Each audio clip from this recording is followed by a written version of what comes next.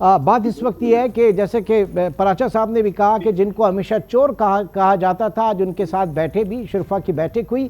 और साथ ही साथ ये जो पूरी एक्सरसाइज है, इस एक्सरसाइज से हमने क्या पाया, अगर उसी दौरान इलेक्शन होने हैं तो फिर ये पिछले एक साल से जो एजिटेशन की सियासत चल रही थी और एक पॉइंट ऑफ नो रिटर्न के ऊपर बंद गली के अंदर पाकिस्तान की सियासत चली गई थी, बड़ी मुश्किल से वहां से इसको खींच कर लाने की कोशिश की गई। तो ये तो फिर सियासतदानों को एक फेस सेविंग वाली बात हुई है।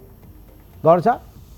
नहीं, मेरा ख्याल है बेसिकली तो यह है कि जहाँ तक डायलॉग का ताल्लुक है तो ऑब्वियसली पॉलिटिक्स में कोई ऐसा दोस्त और दुश्मन तो नहीं होता, लेकिन लार्जर पब्लिक इंटरेस्ट के लिए आप ज़रूर कंप्रोमाइज़ करते हैं। और लार्जर पब्लिक इंटरेस्ट यही है इस वक्त कि ये एक पॉलिटिकल इशू नहीं है, ये बेसिकली आईनी और कानूनी मसला है। 2 असम्बलियाँ डिज़ाल्व हो चुकी हैं।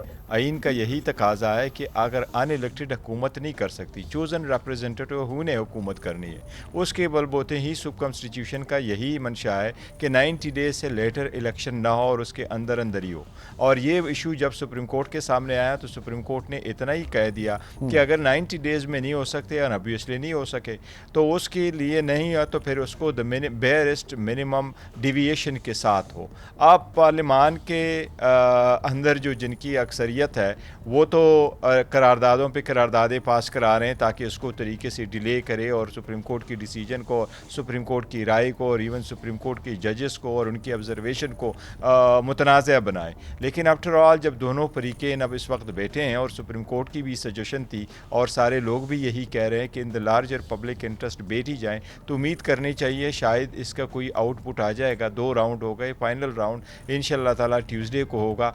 उसके लिए उम्मीद जरूर है, लेकिन जैसे कि आपने कहा कि ये जो है पार्लियामेंट के अंदर जो लोग मौजूद हैं वो करारदाद पे करारदादे लेकर आ रहे हैं। आप नहीं समझते कि ये जो सारा तनाज़ा शुरू हुआ, ये सारा जो इम्बैलेंस हुआ, वो अर्ली 2 असेंबलीज को तोड़ना, फिर असेंबली से बाहर निकल जाना, फिर पूरी सूरत हाल, अगर खान साहब आज इस वक्त मौजूद होते, असेंबली के अंदर मौजूद होते, अपोजिशन को लीड कर रहे होते, तो ये हुकूमत को 1 इंच आगे पीछे नहीं होने देते। तो क्या पाकिस्तान तहरीक इंसाफ कि उस वक्त की जो वो दाव था वो उल्टा नहीं पड़ गया? क्या सीखा पाकिस्तान तहरीक इंसाफ ने इस पूरे सिनेरियो से?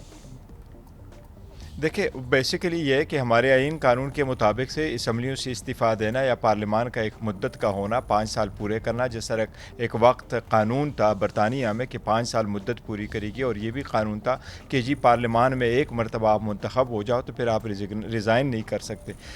हमारी तरफ ऐसा कानून नहीं है, ये पॉलिटिकल डिसीजन होता है और लोग आन एंड आप रिज़ाइन कर भी देते हैं फॉर द पब्लिक इंटरेस्ट। आपको याद होगा जापान में ऐसा ही हुआ था।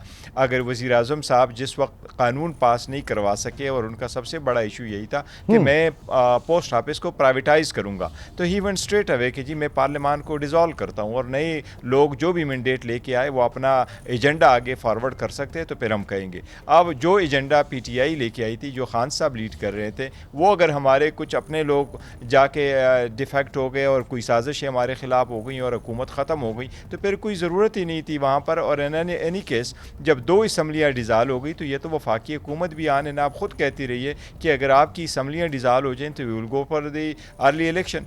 वो अर्ली इलेक्शन के लिए हमने 2 हुकूमतों की कुर्बानी पीटीआई तो कहीं ऐसा तो नहीं हुआ कि ट्रैप हो गए? कहीं अगर कोई ऑपोजिशन या हिस्बे मुखालिफ का कोई बंदा अगर ये कह रहा है, ये इसरार कर रहा है, तो हो सकता है कि शायद ट्रैप भी कर रहे हो।